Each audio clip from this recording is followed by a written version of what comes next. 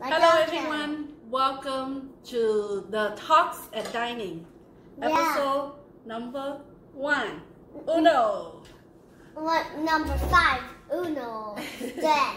And this is my daughter, Vivian. And Vivian's son is, what is your name? Jaden. Hello everyone. Hi. Welcome to our breakfast. We are having varieties. This is what my breakfast consists of. And I have garlic toast, over easy eggs, and a few slices of orange. Vivian, what do you have?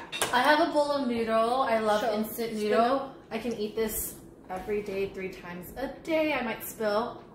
In the noodles, I put in some tomato and an over easy egg. And Jaden, what do you have today for breakfast? Let's show what you have. Let's show what you have. Yeah, but show a little bit more so they can see. So Jaden has.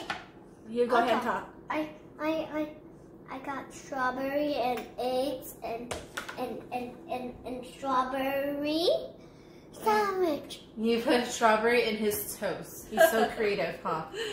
It's so funny. Now let's eat. Yeah, I'm moving right now.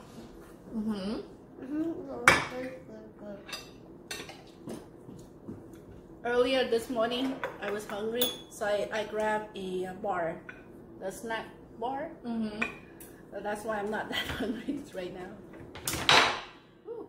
Oh my God, my tower!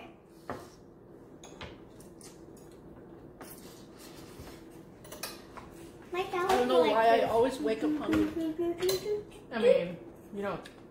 You're going out. You're sleeping and not eating for a couple hours. Not a couple hours. 8 hours. So my last meal is always around 7. After 7 p.m. I don't eat anything at all. And I don't drink either. After 8 p.m. I don't drink, I don't eat. So another 12 hours later, we wake up at, what, 7? That's when, how is without food and all water. That's why I got really hungry in the morning, most of the time. So lately today I grabbed that bar, the snack bar. It helps. It's just 150 calories. Healthy. I like it.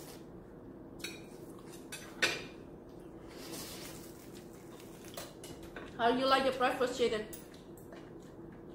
Hey, with Joanne, I watched Elsa. Oh, really? We watched Frozen yesterday. Yesterday? Did you guys watch the whole show? Movie? Yeah. Do you want to watch with me? Yeah, when I have time. Mom, she wants to watch with us. Later. So, with everything that's been going on with COVID-19, my internship... Stop. My internship is now being remote. Jaden, Mommy, you're being really disrespectful when you don't let me talk. I let you talk. Take turn. Everyone take turn, okay? Now, Mom and then Jaden. All right, go ahead, Mom. So, my internship now is no longer on site. I used to intern at an elementary school and a middle school, but now they're having us do like alternative internship work. And so one of that is to watch the documentary on Gabriel Fernandez on Netflix, and then in each episode, write how we feel about it, write what we would have done differently, document it and everything. And for those that don't know, which I'm sure most of you guys don't know, I am going to grad school right now for social work, and that's why watching this documentary relates a lot to social work, if not entirely to social work. And have you had a chance to watch it yet? I have not, but I heard about it a little bit. So far, how many episodes have you watched so far? I've only watched 1, and I think there's a six episodes in total. Wow. But the first one is just so heart-wrenching. Like, being a mom myself, I can't imagine ever putting Jaden through, you know, any harm or like neglecting him or emotionally abusing him and physically abusing him. In the documentary, the first episode, spoiler alert, they were saying that Gabriel, he was like kept in a cabinet or like some sort of like cabinet drawer where he was there throughout the night, sometimes throughout the day too, and he was just so fearful of everything, his parents. And so he lived with his mom and her boyfriend. I believe there was other siblings in the household as well, but I'm not too sure. And you know, the boyfriend would abuse Gabriel severely. And so when the boyfriend would leave to go to a store run or go to work, Gabriel would confide in his mom and say, "Mom, can you please break up with whatever the boyfriend's name is, because he's hurting me. He's hurting me a lot." And then as soon as the boyfriend comes back, the mom confronts the boyfriend with Gabriel and says, "Oh, hey, this is what Gabriel said. Can you believe that?" And the boyfriend would say like, "Oh, why couldn't you say that to my face?" Gabriel is 8 years old. He's scared. And so, of course, at that point, he lies to protect himself. He says, "I didn't say anything. I didn't say that, Mom. I didn't say anything." And so the mom's calling him a liar, saying that, "Yes, you did. You said this, da-da-da." And so what? He gets abused even more. You know, and it's so unfortunate, because in that time frame, he's only lived with his mom for 8 months until he passed away. Prior to that, he was living with his uncle, and then after that, he was living with his grandma. And for whatever reason, his mom got custody of him, and it took her 8 months to kill him. Yeah, it's really devastating. And what's even more devastating is that he's been constantly reported. Like, his teachers are reporting him. The security guard that saw him with all these bruises reported him. And he had 4 social workers who did nothing about it, who just, like, looked the other way during this whole time.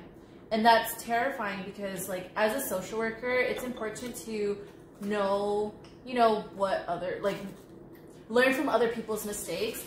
And I feel like a lot of the times people that are social workers, you know, it's obvious that they're most likely burnt out. They have a lot of caseload, and so that's why it's really important to take care of yourself, self-care, self-love.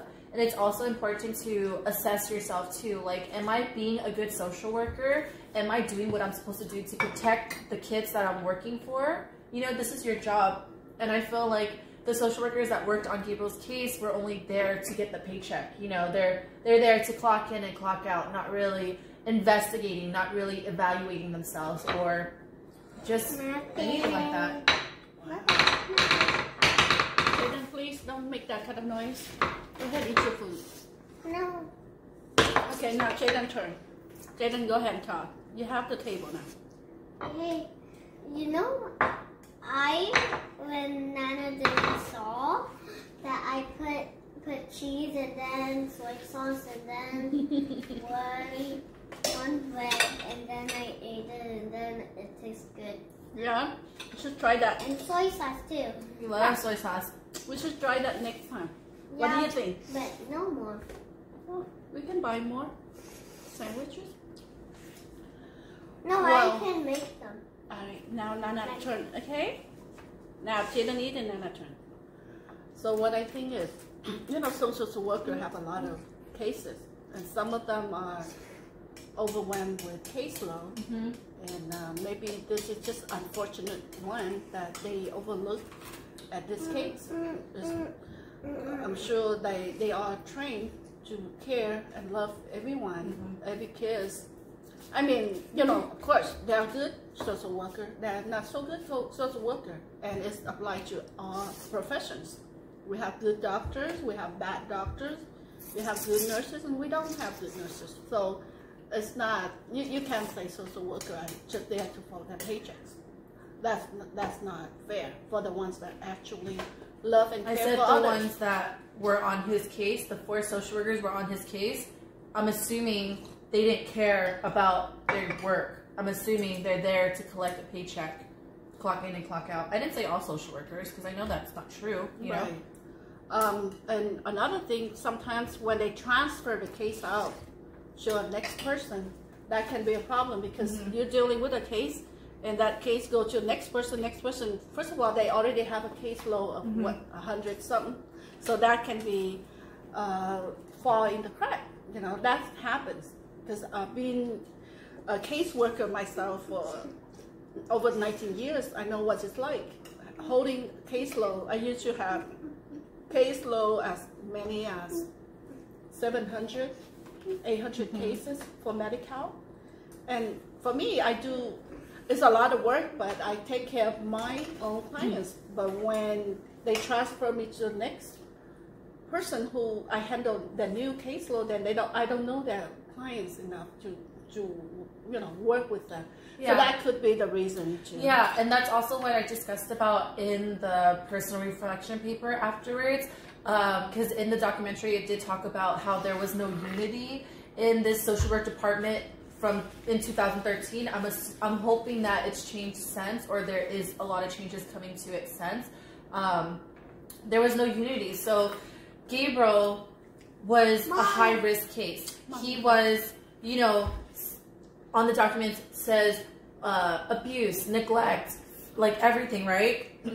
He was a high-risk case. He had 4 social workers. I believe that's why it's very important for social workers to document, to not just falsify documentation, to thoroughly document, hey, I checked up on him, hey, I this, to see, first of all, holding yourself accountability. Are you doing what you're supposed to be doing? And second of all, if it comes to the point where you do have to transfer your case, at least the upcoming social worker, please stop, Jaden.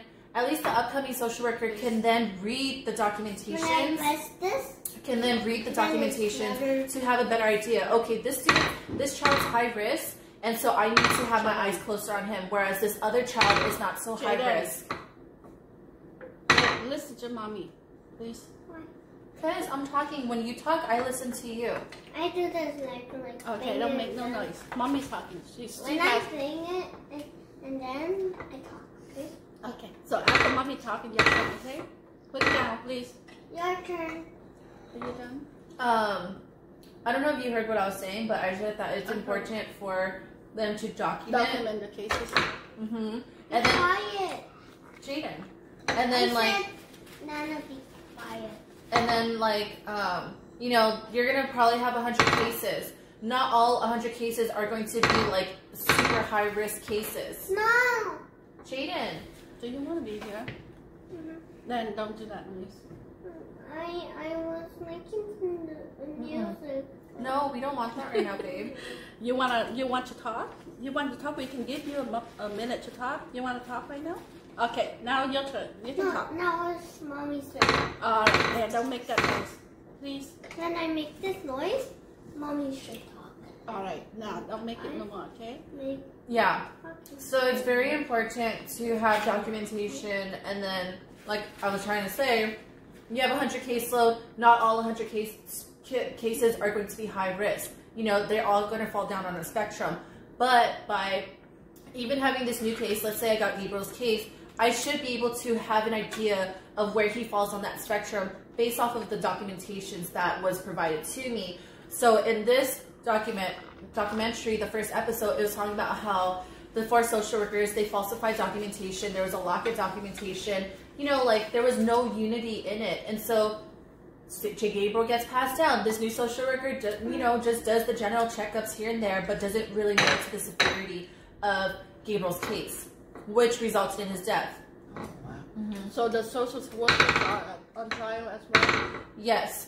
From the first episode, this is the first time ever that social workers are also being tried, which I think is just this is great because, you do need to be held accountability. Yes, they falsified his documentations. Wow. So even after Gabriel's death, they're still victimizing him. Even in his death, they're still trying to save their backs. Like, oh, yeah, we did it. We did our work. When really, they're just trying to get out of it. But I think it's really great that they're being held accountable. I don't know what happens next. I have 5 more episodes to watch, so I don't know what's going to happen with their case. But it's good because then it's kind of like an example for other social workers to take this seriously. You're not just clocking in, clocking out to get a paycheck. You're dealing with people's lives, and if you don't take people's lives seriously, that's on your hands. Right. All right.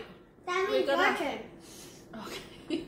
All right, we are going to end this episode. This is our very first.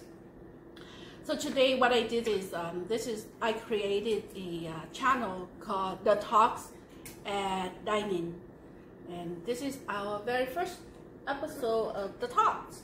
I'll be talking to different people in the family. And as a host, my name is Crystal Vo. No, this is my daughter, my grandson. And we had a good talk about Gabriel Fernandez. And I understand a little bit more about him, about the situation that brought him to sad result of death. And we'll learn from that. And I thank you for sharing with us what you know and what's your opinion on what a social worker job responsibility that they need to do. All right. So so this is so next time we'll do another episode, and next time we'll do as many as we can throughout the week and every week. Since I'm home, I have more time for breakfast and lunch and dinner to sit at the table. That's what we do. We love to enjoy our lunch, breakfast, and dinner at the table, and we do talk every day. So some of the talks we want to record it and share with the public. Thank you for watching us, and we hope to see you on our next episode. Bye bye now. Bye bye. Jaden, say goodbye. No. I wasn't talking. Okay. Go ahead. You have the time. Go ahead. That means my turn. Go Okay. ahead. Come closer so we can see you. Don't ever go to the evil people. Come Only closer. defeat the evil people Jaden, look at the camera Be when you safe. come on. when evil people destroy your world and the Power Rangers will come. We have to pray for that. Like, any word, last word? No. Bye. Bye-bye. Bye.